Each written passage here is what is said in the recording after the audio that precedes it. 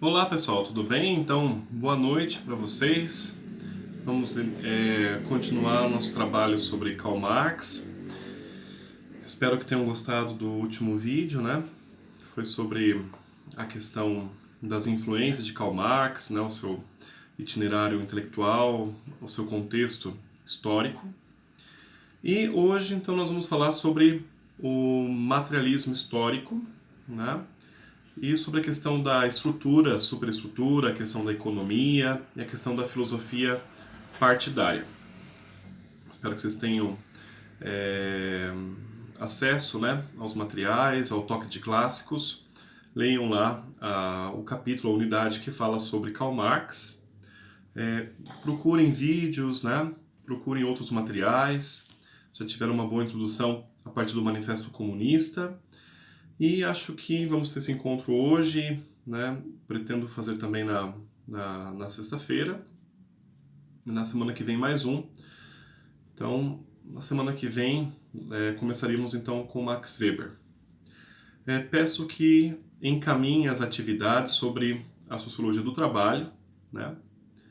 E que estejam animados. Eu confesso, semana que vem, semana passada, olha, estou até meio perdido, me bateu um cansaço muito grande, sabe, emocional, físico, senti enxaquecas e me deu uma estafa, realmente uma estafa, diante da situação, né, e sei lá, desse caos humano e político que nós estamos vivendo.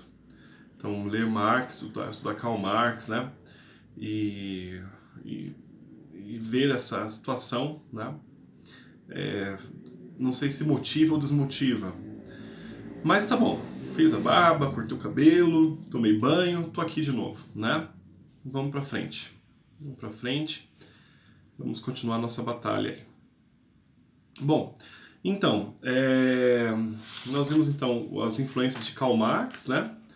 Citamos lá o Feuerbach, o Morgan, Adam Smith, a importância do Engels, do Saint-Simon, né? Falamos sobre Hegel, né? E parece que foi mais ou menos por ali que nós paramos, né? Então, Hegel, o grande filósofo alemão, propõe um método de análise histórico-espiritual da, da, da consciência, que ele chama de ser. O ser na história, né, que movimenta a história. Então, esse método dialético, ele tem três etapas, né? Então, eu falava no último vídeo, acredito. Então, temos o ponto de partida, né? Que é a alienação, né? Que é esse ponto de consciência aparente que temos sobre nós mesmos e sobre o mundo. E aí entra um segundo processo, etapa, que seria a dilaceração, que seria o momento em que nós nos desligamos de nós mesmos ou daquilo que éramos e percebemos o quanto éramos aliens a nós mesmos, né? O outro em relação àquilo que poderíamos ser, né? Então é um confronto, é uma oposição, e ele chama isso é, de alienação, processo alienante, para terminar então com um retorno a si mesmo, que seria a síntese, né, entre aquela tese que eu era, ou a sociedade é, ou que as coisas parecem ser verdadeiras, a antítese, que é a dilaceração, o processo de alienação, que agora se reflete ante mim e me confronta, e aí o retorno a si mesmo. Então, tese, antítese, né, síntese, né? Tese, antítese, síntese. Sempre um movimento em espiral. Para Hegel, esse movimento espiral é um movimento ascendente.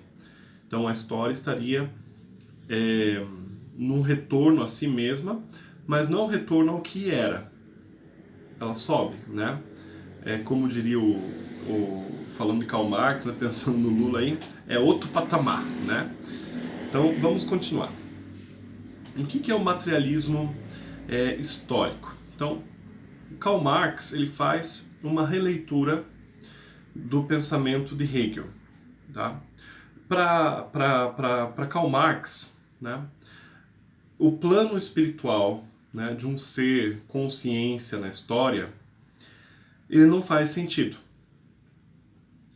A não ser que seja uma representação do ser consciência, história, que está aqui nas relações materiais históricas, que se submetem, né, à natureza e à transformação da natureza, e à divisão dos bens da natureza, né, e aquilo que nos tornamos enquanto seres na natureza.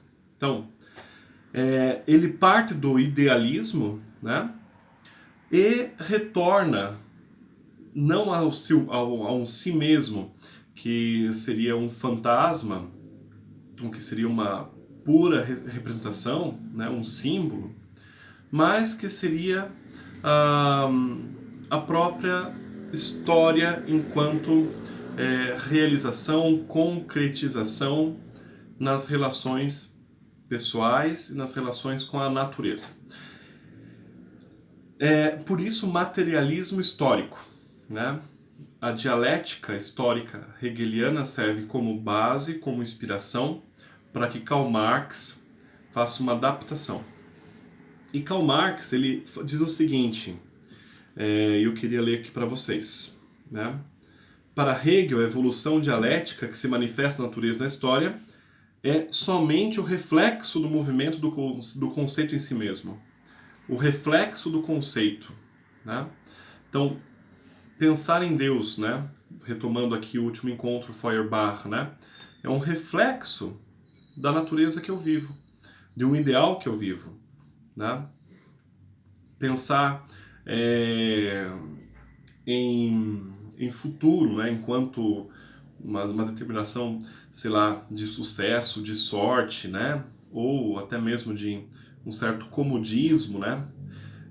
Acreditando que as coisas podem melhorar, né? Um coitado da história para isso, para Karl Marx é reflexo da tua situação na natureza que se dá em relações, né? Relações essas com a própria natureza ou relações com o mundo das pessoas.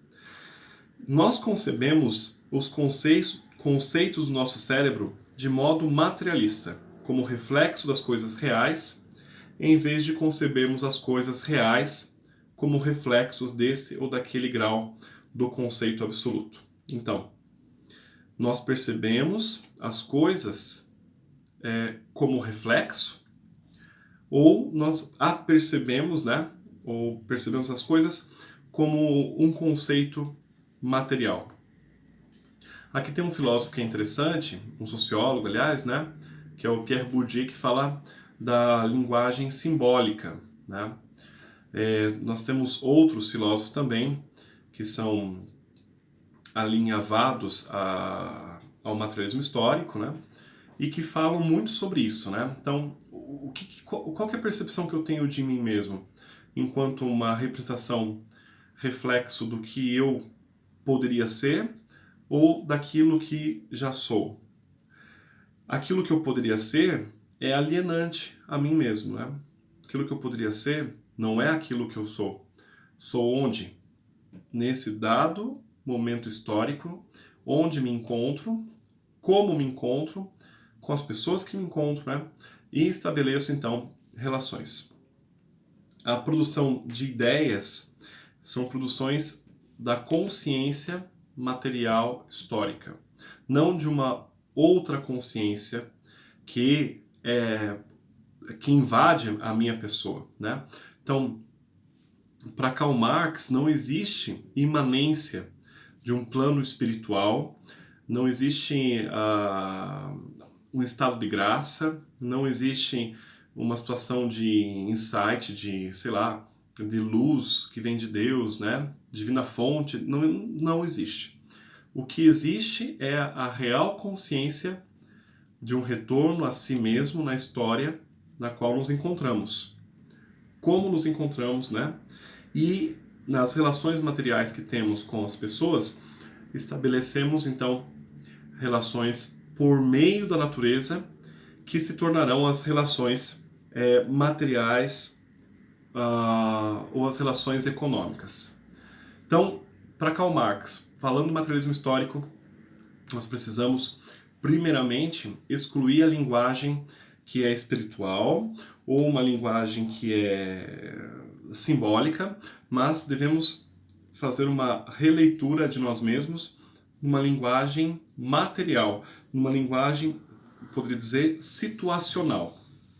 Ele critica, no seu livro A Ideologia Alemã, o pensamento de Hegel, dizendo que a filosofia alemã trazia sublimações ao cérebro humano. Pressupostos espirituais e materiais. Né? O que quer dizer isso em outras palavras? Né? Sublimação, dentro da psicologia, né, Freud, etc., seria uma forma de você fazer uma troca por aquilo que você quer, né, com aquilo que você tem em mãos. Bom, daí, né, a gente pode escorrer vários exemplos, mas, sei lá, uma sublimação do ponto de vista de carro. Eu queria ter uma Ferrari, mas eu tenho um Fusca. Então eu pinto meu Fusca de vermelho, dou nome para ele de Ferrari. Né? Pior se desse o nome de Barrichello, né? Bom, então eu tento, me visto, né? Coloco lá o uniforme do Barrichello, saio na rua com o boné da Ferrari, né? No meu Fusca vermelho, e saio aí feliz, alegre, né? Pelas ruas. Isso é sublimação. Agora tente pensar isso em relação à família, em relação...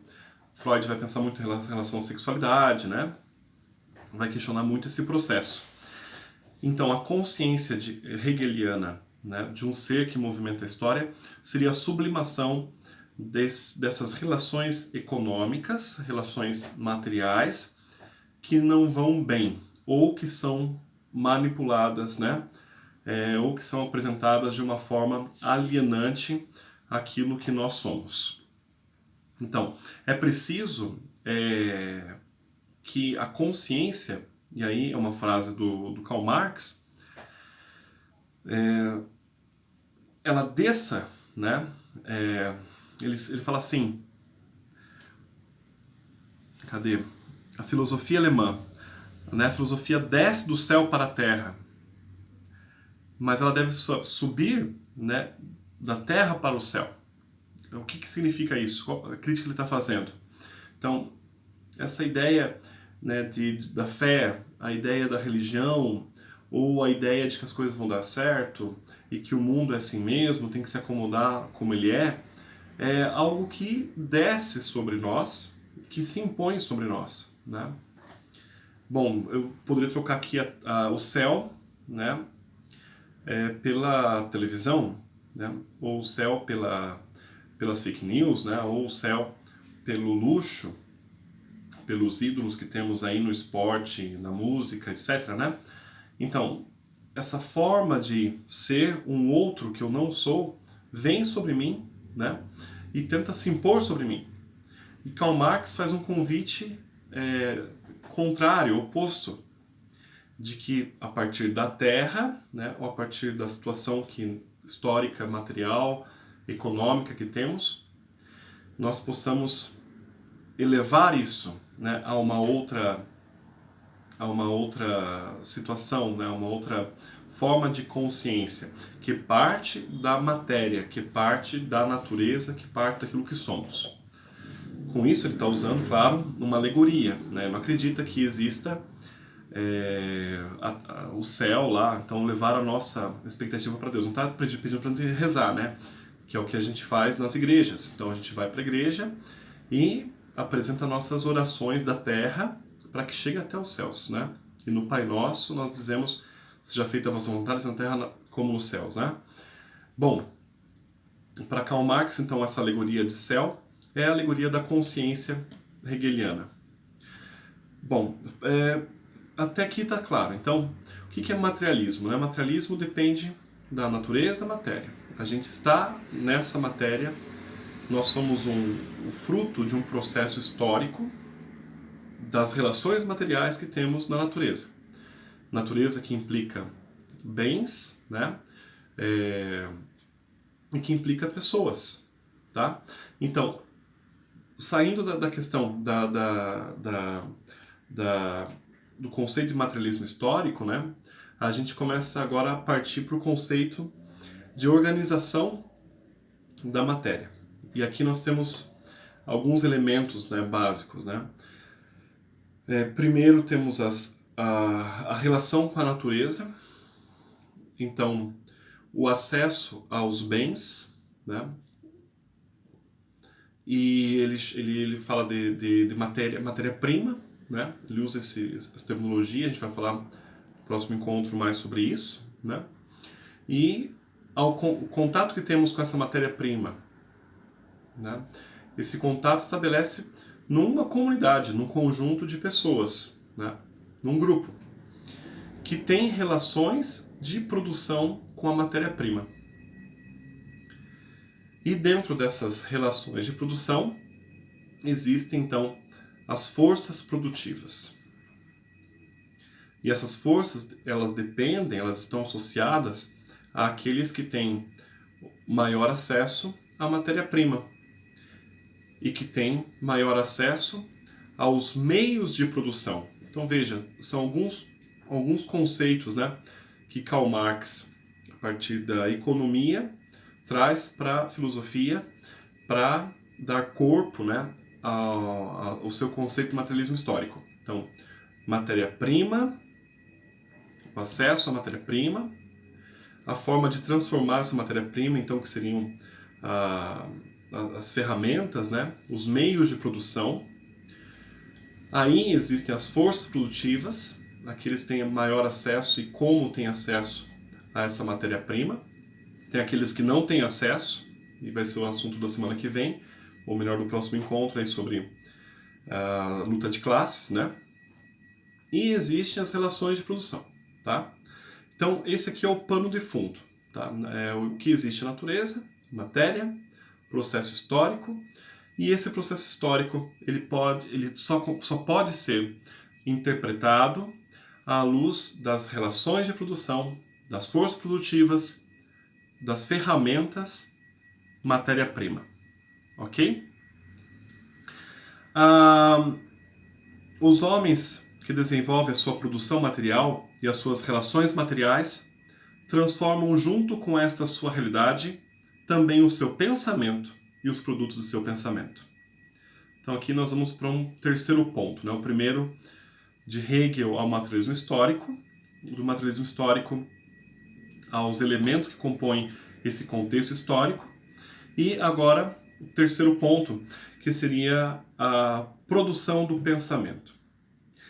Então, vou repetir, os homens, né, desenvolvem a sua produção material, desenvolvem suas relações materiais, né, e transformam essa realidade, a natureza, e transformando a natureza, também transformam o seu pensamento e transformam os produtos do seu pensamento. O idealismo alemão, que é o idealismo de Hegel, né, e de outros pensadores, o Fichte, o Schelling, o Schiller, né, de uma consciência, um ser imanente, aqui se esvai e vira uma névoa, né, vira uma penumbra.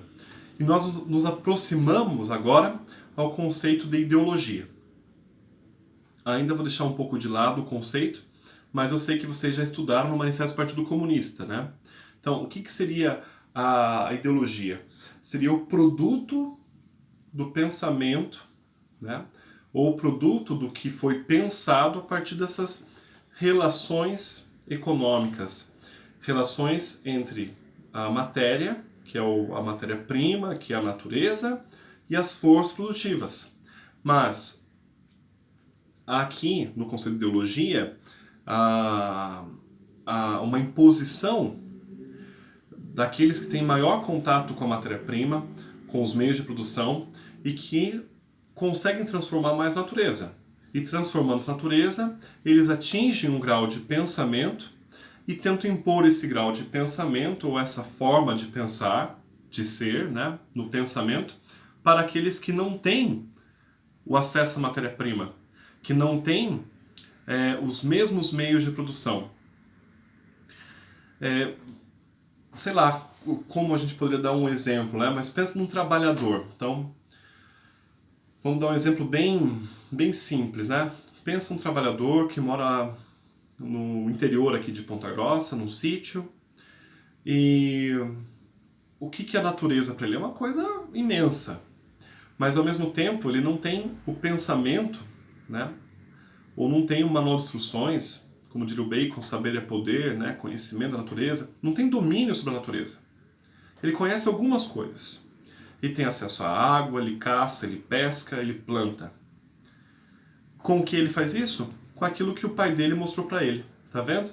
Então o pai dele teve acesso ao pensamento porque teve acesso ao mundo do trabalho. Trabalho na matéria-prima por meio de meios de produção, as ferramentas de trabalho. O pai dele ensinou que a melhor forma de cultivar o campo é com a enxada. E esse sujeito vai ensinar para o neto, né, para o filho, e vai passar isso para o bisneto, sei lá quem, o trabalho com a enxada. Né? Aqui, veja só, então, o pensamento ligado à matéria, ao contexto histórico, né, à matéria-prima, aos meios de produção, e agora surge uma forma de pensar, vamos dizer, um subproduto do pensamento, que é a forma de encarar o mundo. Vamos imaginar que o filho, por um motivo ou outro, pegue um ônibus escolar e venha para a cidade. E pelo caminho ele veja as máquinas agrícolas. Na escola ele ouve falar de um colégio agrícola. E ele consegue entrar nesse colégio. E ele chega na casa e começa a falar para o pai dele, né? Ah, pai, vamos mudar assim, vamos empregar uma máquina, eu vou produzir uma máquina. E o pai dele começa a afirmar, não, isso não é trabalho honesto, isso não é um trabalho digno, é preciso suar, né? Tem que ter o sofrimento, tem que ter o sangue na terra. Gente, isso aqui, veja, um subproduto ou um subpensamento de um pensamento completamente enraizado na matéria-prima, nos meios de produção. E próprio daquele ser, né, humano que está naquele contexto histórico que é produto de uma situação de acesso à natureza e acesso aos meios de produção. Então ele reproduz aquela ideia que ele recebeu sobre o seu filho. Então, isso é um processo de alienação, a alienação de si, né? A alienação de relações pessoais. Está falando aqui de um exemplo bem básico, pai e filho. De repente ele pode expulsar o filho de casa porque o filho tem ideias que são ideias muito moderninhas, né? São ideias né? Que não, sei lá, para ele não funciona, no pensamento dele não funciona. Então ele produz o pensamento a partir do pensamento que ele tem. E ele não consegue perceber, né, o que de fato ele é. Então, não há uma dialética, né, de tese e antítese. Há uma tentativa de impor a tese sobre a antítese. E até mesmo de esconder a antítese, que não daria a possibilidade de síntese, né? Então, esse é o processo da ideologia. O que é a ideologia? A ideologia, ela apaga até mesmo a tentativa de dilaceramento de si, de compreensão, de consciência histórica de que estou alienado, ou que as coisas, as pessoas, né, estão alienadas dentro das relações de produção, no mundo da economia, sobretudo, né, e no mundo da cultura, não conseguem fazer o passo seguinte, que seria a antítese, e por isso nunca vão chegar a uma síntese. Então, são situações, né, de mentalidade ou de pensamento que se impõem, se sobrepõem, né, sobre as pessoas. O idealismo para Karl Marx não tem a ver com ideia de ser ou de consciência histórica, senão como representatividade, que depois outros vão chamar de símbolo, né, ou sei lá, né? Mas de uma representatividade de consciência. Seria uma falsa consciência, que ele chama isso de ideologia. Seria uma falsa verdade, uma falsa compreensão de si, que não se percebe, alienado. Tá? Então, um passo, que é a antítese, que pode parecer negativa pela palavra antítese, seria a alienação do sujeito histórico, que é a tese. Então, quem é o Reinaldo hoje? Sujeito histórico, tese. Antítese, alienação. O confronto é positivo. Dentro da filosofia do idealismo de Karl Marx, que é materialismo histórico, isso é positivo porque eu percebo que aquele ser histórico tese é alienado na antítese. Bom, se a gente for partir para o mundo da política, a gente vai longe. Então, por isso não dá para continuar aqui. Se a gente for partir para o campo da mídia, né, processos de educação, a gente vai muito longe. Né? Quem que detém a verdade e que ensina a verdade, transmite a verdade? Né? E aí nós temos instituições sociais que estão trabalhando a esse serviço. Né? A gente vai ver alguns filósofos marxistas, né, neomarxistas, que são muito interessantes nesse sentido, que captam essa questão da ideologia alemã ou da alienação, né, e que fazem uma produção extensa, né, a esse respeito. Vamos para mais um ponto. Então, eu falava agora assim, né, quem que detém a verdade, né? Quem que transmite a verdade? Na situação lá do menino que mora no sítio com o pai, quem que detém a verdade? Quem que produz pensamentos a partir daquele pensamento, né, que é justamente a tese histórica e que não consegue se perceber alienado? É o pai. Ele não aceita. Agora vamos imaginar assim, que esse pai, né, e isso aparece em muitos filmes, né, tem aquele filme chamado, acho que é A Ilha, sei lá, tem alguns filmes assim, né. Vamos imaginar que esse pai, ele quer preservar, ele sabe que existem outras formas de cultivar terra, que existem outras formas de namorar, existem outras cidades, existem outros mundos, né? Ele sabe disso, mas ele quer preservar aquela forma de pensar. Tá? Como é que ele vai fazer isso? Bom, para isso, então, peço que vocês leiam lá na apostila o conceito de estrutura e de superestrutura. Isso aqui é fundamental, tá? Olha, Karl Marx, ele é muito didático, né? Talvez eu não seja como ele, não seja capaz de apresentá-lo assim. Mas é excepcional o que ele faz, né? Então, ele faz uma crítica das relações na natureza. Essas críticas das relações na natureza, né, a gente pode chamar relações da natureza como oikonomia, ou oikonomos. Oiko, no grego, quer dizer casa. Né? Como ethos também quer dizer, mas no outro sentido. Ethos, sentido espiritual. Daqui vem ética. Né?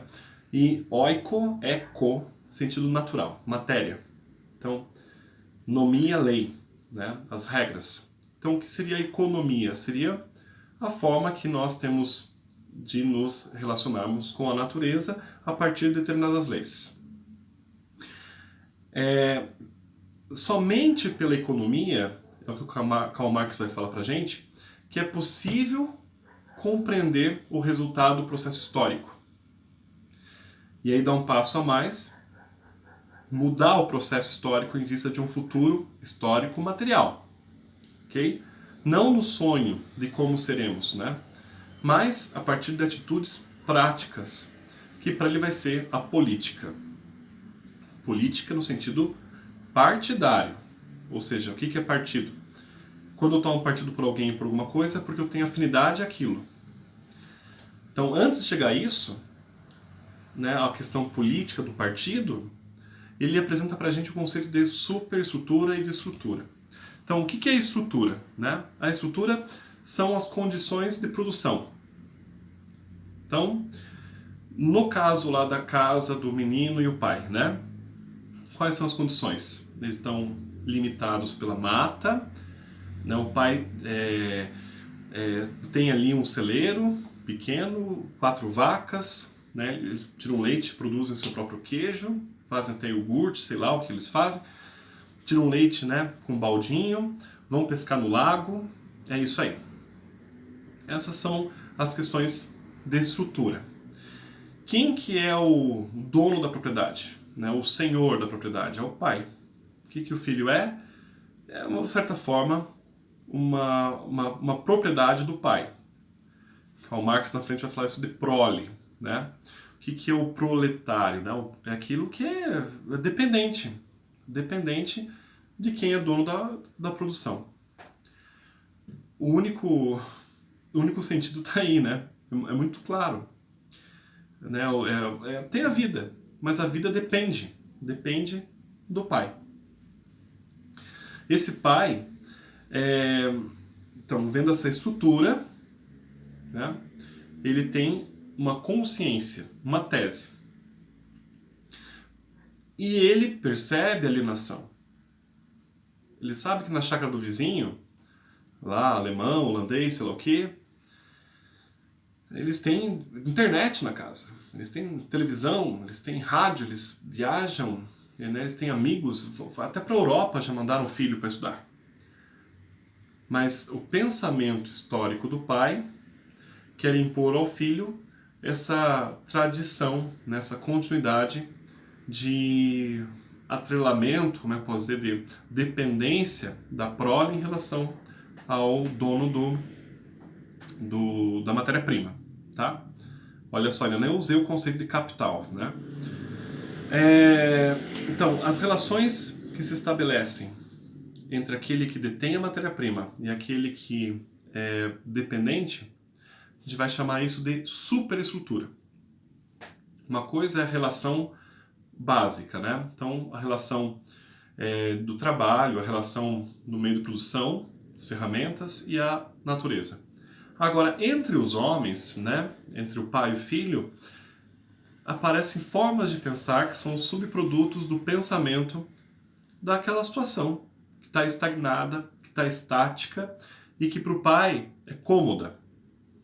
Nada vai mudar, ele vai continuar sendo dono, respeitado, né, e educando o seu filho na forma de pensar que para ele é melhor.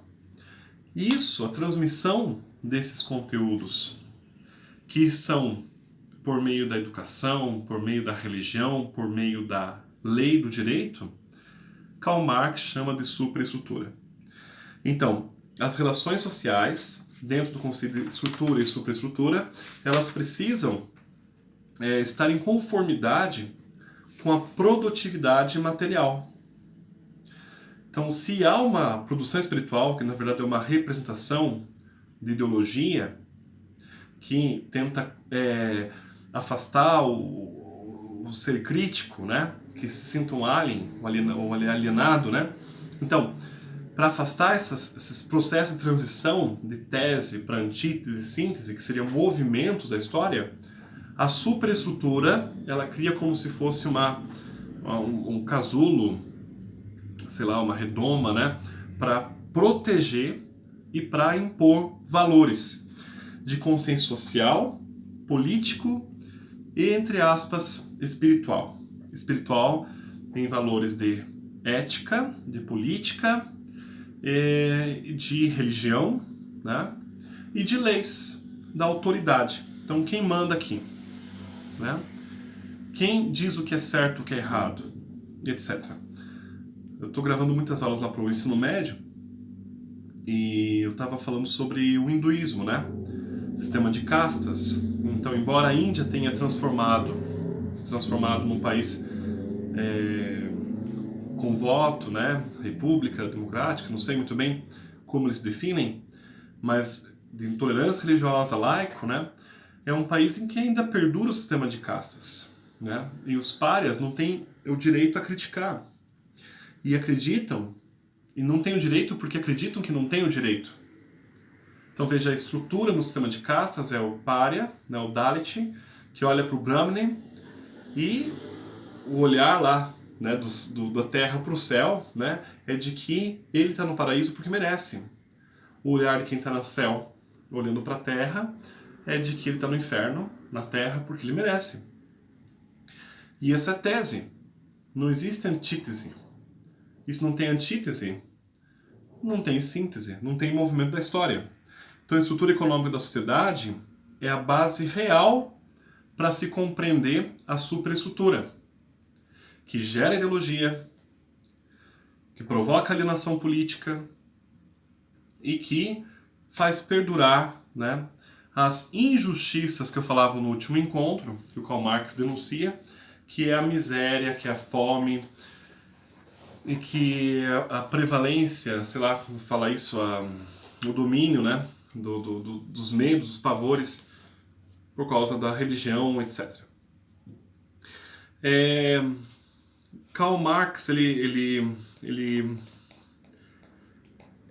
é, de certa forma, um empirista, né?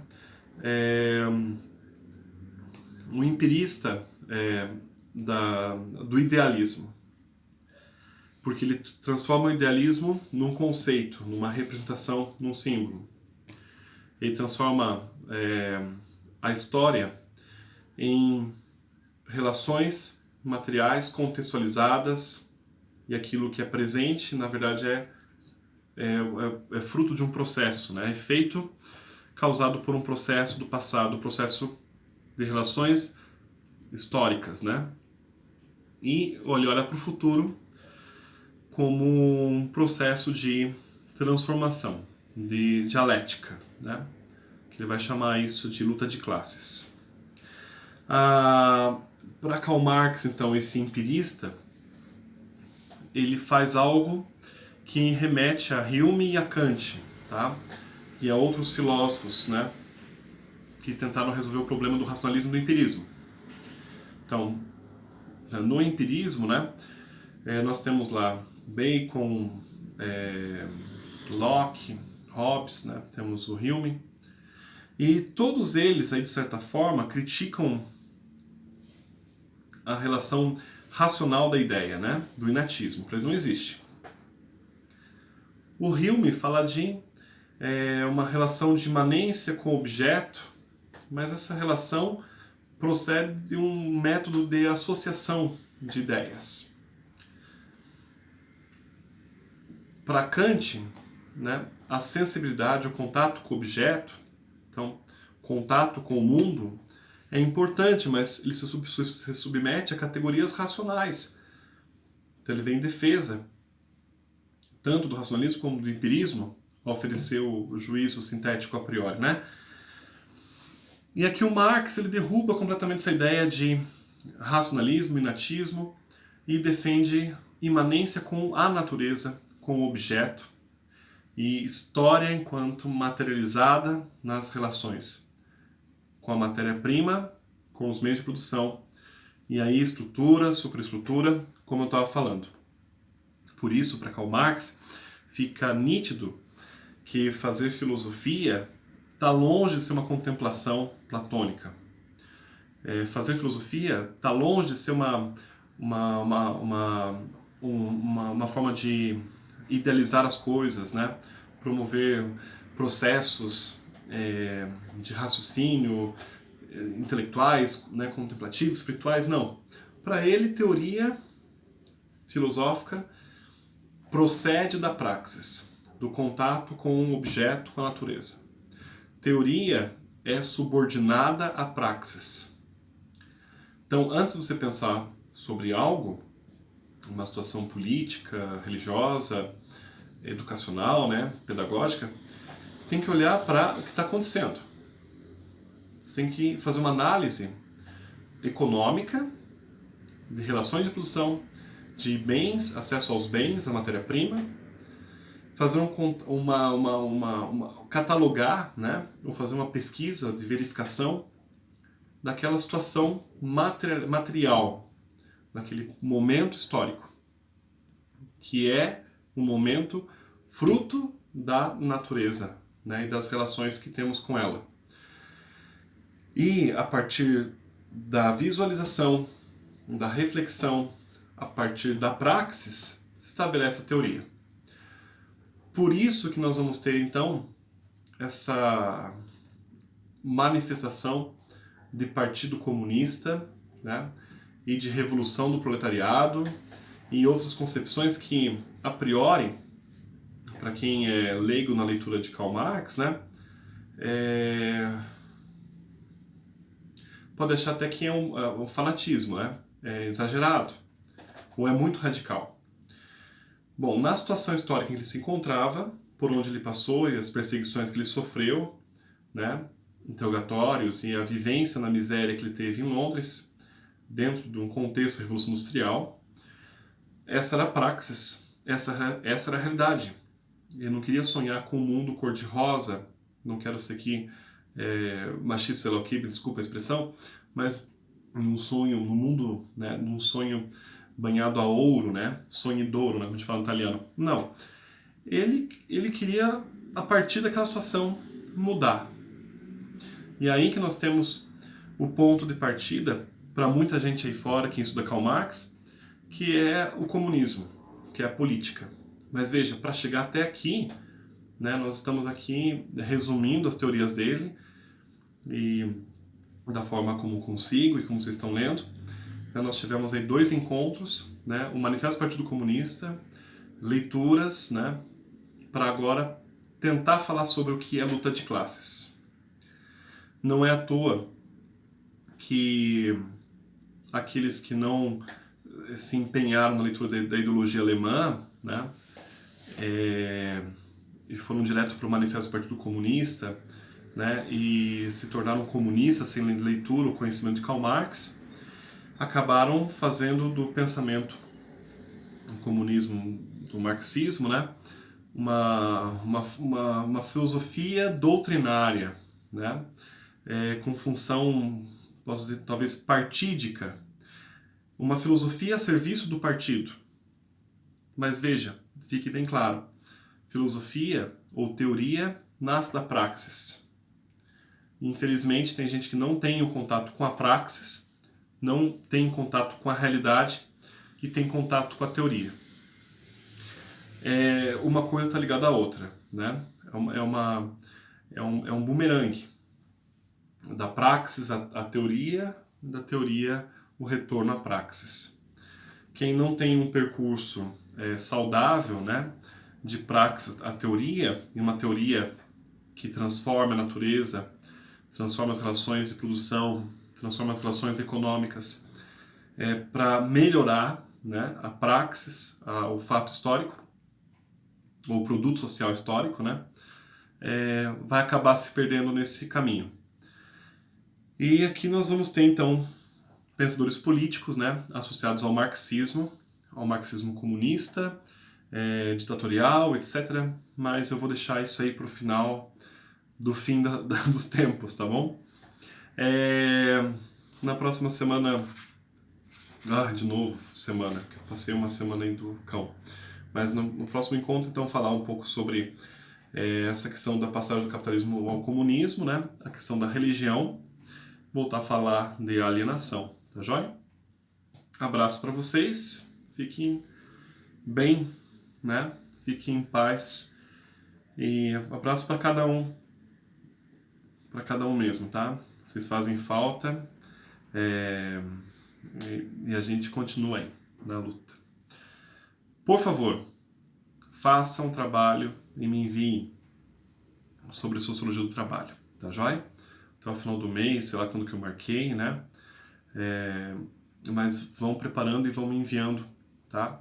Daí no mês de julho, lá pelo dia 5, 10 de julho, eu vou estar trabalhando com vocês esses temas e retomando com vocês, tá bom?